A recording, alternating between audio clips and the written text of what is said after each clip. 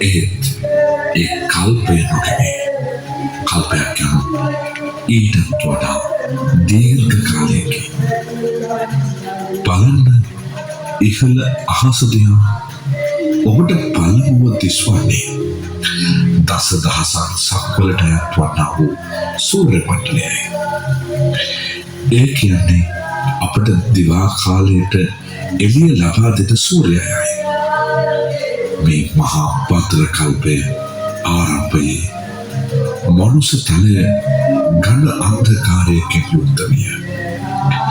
ඒ ඝනතුර දුරු කර ආලෝකයක් ලබා දෙන ලෙස මිනිසුන් ඉල්ලා සිටි විට හිරු පායා ආවේය. නැවත ඉහළ අහස දිහා බලන්න.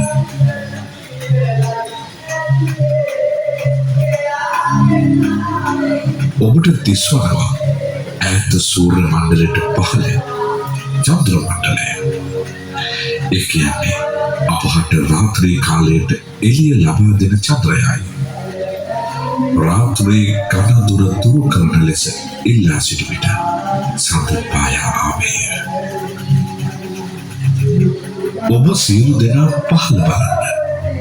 ඔබට මේ මොහොතේ දිස්වන්නේ අප ජීවත් වන්නා වූ පෘථිවිය නිර්මාණය ආරම්භ වීමයි. මේ මුලින්ම පහළ වූ සත්වයෝ නිකලස් සත්වයෝ වූ.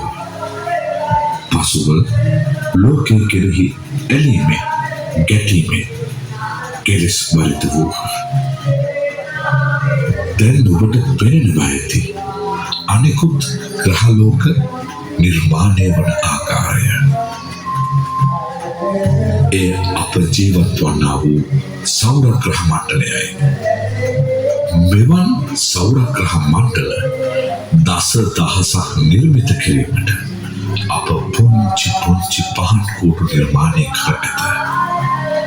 එය දැන් ඔබට බලාගත හැක. දැන් අප බලමු මහුල් සක්වලක් කියන්නේ මොකක්ද කියලා.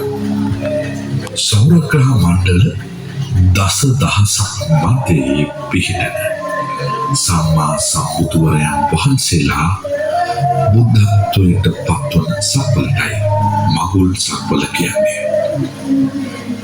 ඒ මංගල සක්වලයි. අද සමාජය තුළ මහුල් සක්වලක් කියන වචනය හරියට තේරුමක් නොදැන වෙන අදහස් වලට භාවිත කරනවා. ඒ පිළිබඳව දැනුවත් වී අප මේ වචනය ගෞරවාන්විතව භාවිතා කරමු. මගුල් සක්වල යනු කම්සප විඳින තැනක් නොව මෙහි පහළ වන පුදුවරුන්ගෙන් බණහසා සසර දුකින් මිදීමට ක්‍රියා කළ යුතු සක්වලයි. මෙලෙස කල්පයක් ආරම්භ වීමේදී බෝධි පර්යංකය පිහිටන මධ්‍ය දේශයේ ජය භූමි ස්ථානය සියල්ලටම පළමුව පිහිටනවා. බ්‍රහ්මයින්ට මේ ස්ථානය ඔවුන්ගේ දිවසට පේනවා.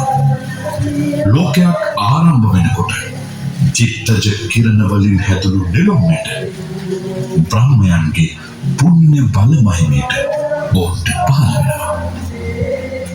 මේ කිරණ නෙළුම්මැටයක් බඹලොවේ මේ මධ්‍ය දේශයේ බෝධීන් වහන්සේ පහළ වන ස්ථානයට වෙනවා. මේ මොහොතේ පහන් කුඩුව දෙස බලන්න. ඔබට පෙනේවි එම නෙළුම්මැටය පොළොවට පතිත වන ආකාරය. මේක එවන්නේ කිරණ ශක්තිය මුල් වෙලා නිසා ඉතාමත්ම සුළු වෙලාවකදී පොළොවට පතිත වෙනවා. ඒ නෙළුම් ඇටයෙන් විශාල නෙළුම් ගහක් නිර්මාණය වෙනවා. මේ නිර්මාණය වන නෙළුම් ගහ දිහා බලන්න. මේ නෙළුම් ගහ අකනිටා පඹලව දක්වා විහිදී විශාල කිරණමය නෙළුම් මලක් හටගන්නවා. ඔබ ඉහළ අහස දිහා බලන්න. දැන් ඔබට පෙනෙන්නේ එම නෙළුම් මලයි. ඒ වෙනකොට අදාළ කල්පයට පහළ වීමට නියමිත බුදුවරයන් වහන්සේලා සංඛ්‍යාවට සමාන සංඛ්‍යාවකින් අටපිරිකර ඒ මල ඇතුළේ පිහිටනවා. ඒ විදිහට උපරිම පිහිටන් පහයි. ඒවා පිහිටන්නේ බුදුවරයන් වහන්සේලාගේ පාරමිතා බලයෙන්. මහා භද්‍ර කල්පයක් කියන්නේ බුදුවරයන් වහන්සේලා 5 නමක් බුදු වන කල්පයකයි. ඒ තමයි උපරිම අවස්ථාව. මේ මලේ එක අටපිරිකරයක්වත් නැත්නම් ඒක බුද්ධ ශූන්‍ය කල්පයක්. මේ මලේ හටගත්ත අටපිරිකර සංඛ්‍යාව දැකලා බ්‍රහ්මයෝ චිත්ත ප්‍රසාදය ඇති කරගන්නවා. දැනට එයින් අටපිරිකර 4 බුදුරජාණන් වහන්සේලාට පූජා කළ අවසානයේ මතු බුදුවන මෛත්‍රී බෝසතාණන් වහන්සේ උදෙසා ඇති අටපිරිකර තවමත් ඉතිරි වී පවතිනවා.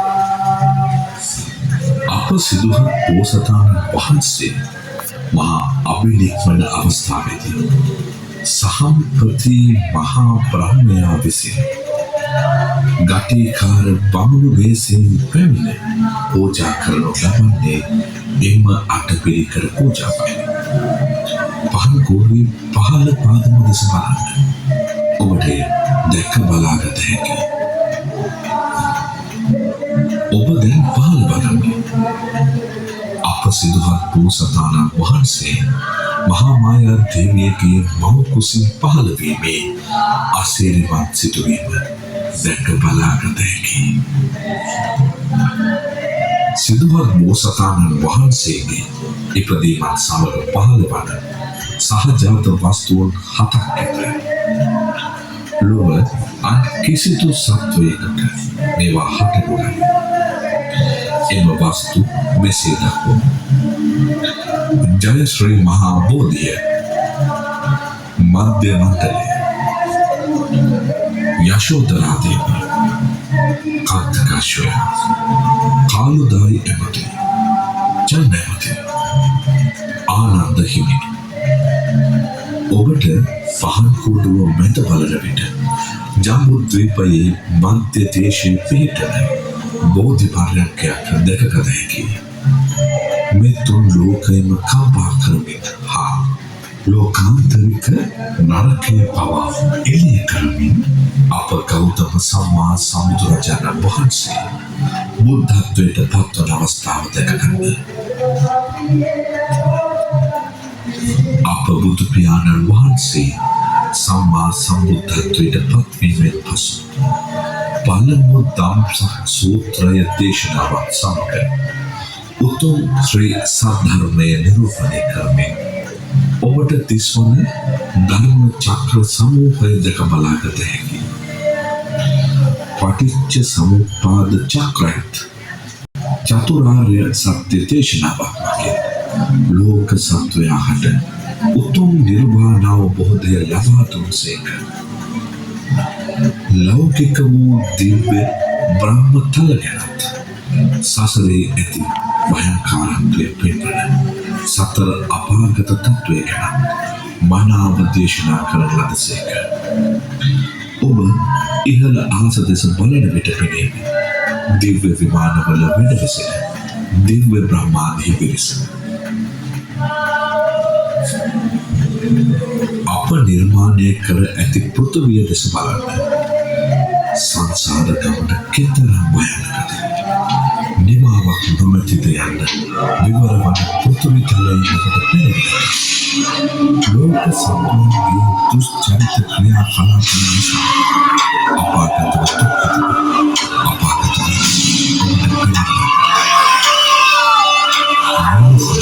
ලෝසතුන්ගේ දුක නිවාතන අමා මහ නිවන පෙන්වාදෙන 45 වසර පුරාවට උන්වහන්සේ වැඩ විසූසේක. දස දහසක් සක්වලම කම්පා කරමින් උපවත්තන සල්වේනේදී අප මහා සම්මා සම්බුදුරජාණන් වහන්සේ පිරිනිවනට වැඩිසේක. ගෞතම බුද්ධ ශාසනයෙන් අනතුරුව නැවත ආරම්භ වීමට නියමිත ඇත්තේ මෛත්‍රී බුද්ධ ශාසනයයි. මෛත්‍රී බුද්ධ ශාසනයෙන් පසු මේ මහා භද්‍ර කල්පයට නියමිත නැති බුදු පියාණන් වහන්සේලාගේ ලොව පහළ වීම අවසානයි. නැවත බුදු පියාණන් වහන්සේ නම බිහිවීම හෝ බිහි නොවීම සිදුවන්නේ නැවත අලුතින් කල්පයක් ආරම්භ වීමයි. කල්පයක් ආරම්භ වීමට මේ කල්පය විනාශ වීම සිදුවිය යුතුයි. එය ඉතා දීර්ඝ කාලයක ක්‍රියාවලියකි. ඔව්වින් බැසින් ගින්නින් විවිධ ආකාරයෙන් හානිව කිලිගෙන දෙවෙන ලෝකයේ දෙස බලන්න.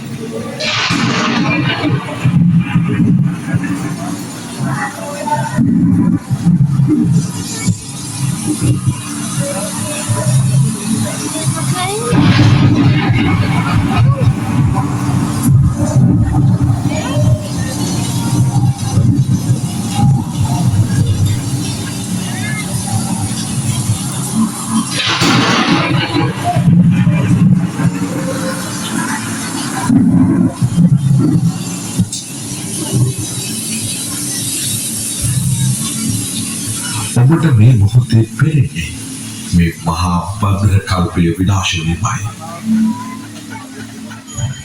නැවත උඩ අහසේ ඇති මුතු කුඩය දෙස බලන්න. මුළු ජීවිතය ඉහළන නද කුඩයක් අතලෝ දහමෙහි එක නනයක් මිනිසා විසින් මුසුලලා යන කනුවක් මරණය කුඩය හකුලන පොඩි එනයක් සියලු පුදුවරෝගේ දේශනාව වන්නේ උතුම් වූ නිර්වාණ ගාමිනී චතුරාර්ය සත්‍යයි. ඉහළ අහසේ ඇති මුතු කුඩයෙන් පෙන්වා දෙන්නේ අටලෝ දහමෙන් ජීවත් වන මිනිසා ගමන් කරන සංසාර චක්‍රයයි.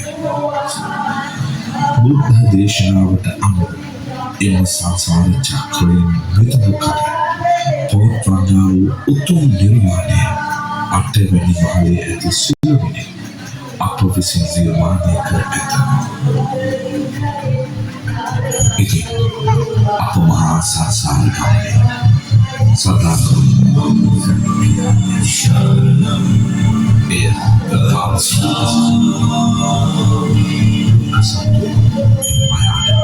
අනන්ත වූ සසරේ අපාත නැවත ශරණම්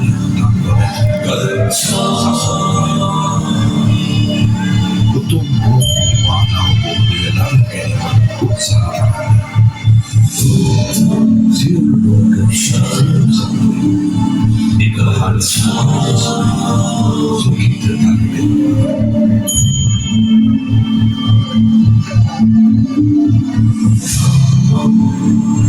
ශරණම්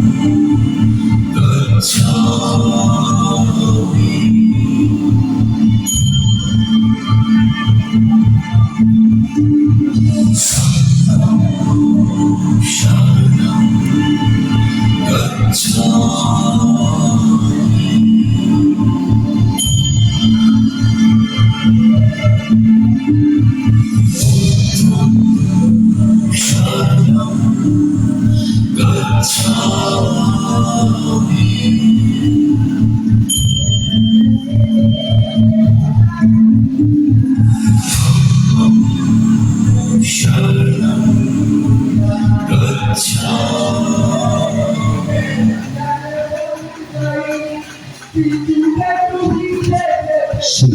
අයිබෝන් දැන් මධ්‍යම රාත්‍රී එක පහු වෙලා විනාඩි 22ක් ගත වන තැන සුබ උදෑසනක් වාදනීය අපේ තාත්තේ